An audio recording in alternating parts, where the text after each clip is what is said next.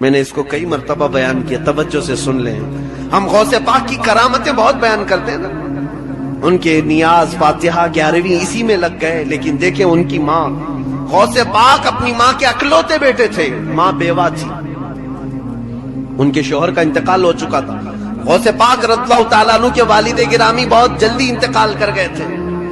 سیدنا غوث پاک عبد القادر جیلانی رضی اللہ تعالیٰ عنہ کی عمر ابھی 55 کی ہے، تبھی ماں نے اپنے سے دور کر دیا، کہا بیٹا جاؤ بغداد پڑھنے کے لیے. جیلان ایران میں آتا ہے آج بھی. جیلان سے غوث پاک پیدل چلتے ہوئے بغداد گئے. یہاں ہمارے بچوں کو گھر سے مسجد نہیں بھیج رہے لوگ، اور وہ غوث پاک کی ماں تھی، جیلان سے بغداد بھیجتی، صبح سے شام کے لیے نہیں، کئی سالوں کے لیے بھیجتی. اکیلی رہ گئی گھر میں بیوہ عورت. حضرت ام الخیر، ان کی تربت پر لاکھوں سلام. غوث پاک کی ماں کے نام سے میں نے ابھی ایک لڑکیوں کا مدرسہ قائم کیا ہے، جامعہ ام الخیر. ان کی ذات سے ہم بہت امپریس ہیں، دعا کریں اللہ اس میں بہت برکت عطا کرے. ماں کی تربیت تو دیکھیں آپ اپنے بچے کے لیے. غوث پاک کو بھیج دیا، 7 سال ہو گئے غوث پاک واپس نہیں آئے، ایک دن بھی نہیں. یہاں چھٹیوں کے لیے بچے لڑتے بھڑتے رہتے ہیں کتنے.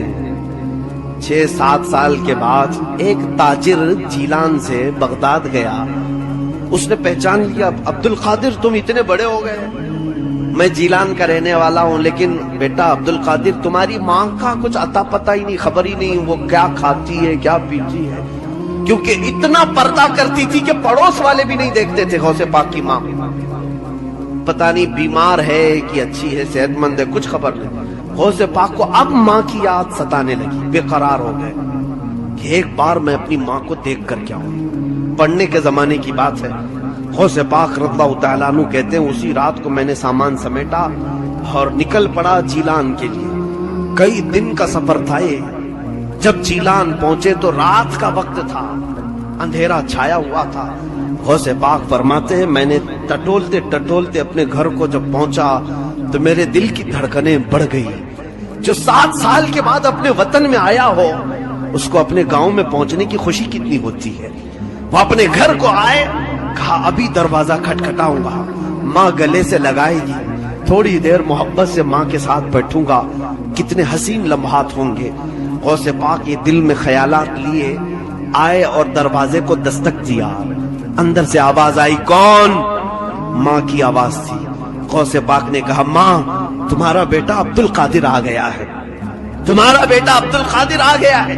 ماں جلدی سے دروازے تک آئی، لیکن یہ کہا کون سا عبد القادر؟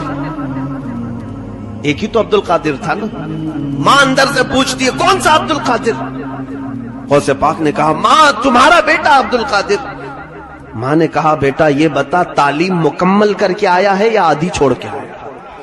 دروازہ کھولا نہیں ابھی، اندر سے ہی پوچھ رہی ہے تعلیم پوری ہو گئی یا ادھوری چھوڑ کر کے آئے ہو؟ غوث پاک نے فرمایا ماں ابھی اور 2 سال باقی ہیں. کہا پھر کیوں آئے؟ کہا تمہاری یاد بہت ستا رہی تھی، سوچا ایک آدھ دن ملاقات کر کے پھر واپس چلا جاؤں گا. اے ماں کل ہی میں بغداد کے لیے نکل جاؤں گا، بس تم سے مل کر کے جانا چاہتا ہوں. ماں نے کہا بیٹا عبد القادر الٹے قدم واپس جاؤ، تمہاری اور ہماری ملاقات انشاءاللہ قیامت کے دن ہوگی. دروازہ نہیں کھلا. غوث پاک راتوں رات دروازے سے پلٹ کر چلے آئے، بغداد پہنچے. ماں کو گھر پہنچ کر کے بھی دیکھا نہیں. اس ماں کا کلیجہ کیسا تھا جو اپنے اکلوتے کے لیے دروازہ نہیں کھولا، صرف اس لیے کہ میری محبت غالب آ گئی تو کہیں اس کی تعلیم پر اثر نہ پڑ جائے، کہیں اس کے علم پر اثر نہ پڑ جائے. دروازہ نہیں کھولا، واپس چلے آئے. غوث پاک فرماتے میں پڑھنے میں پھر مصروف ہو گیا.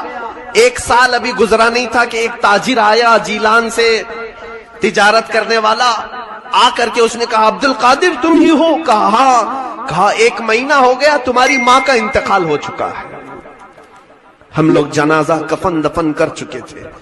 غوث پاک رضی اللہ تعالیٰ عنہ روتے رہ گئے. ان کی ماں نے جو کہا تھا بیٹا جاؤ تمہاری اور ہماری ملاقات قیامت میں ہوگی، غوث پاک کی ماں نہیں ملاقات کی.